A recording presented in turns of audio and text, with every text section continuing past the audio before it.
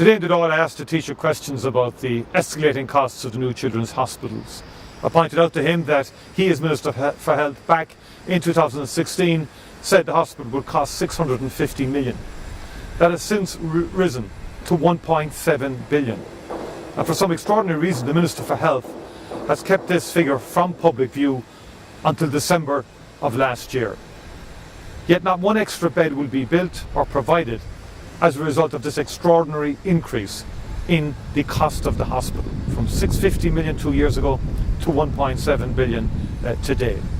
The hospital is a very important part of our future health infrastructure. But the escalating costs, unexplained, and no accountability to date is unacceptable. In my view, the Minister for Health should come before the various Oireachtas committees, in particular public accounts, with his officials to explain what happened here. How was the taxpayer exploited to such an extent? And how was there such a cavalier attitude to a very important project in the context of public expenditure?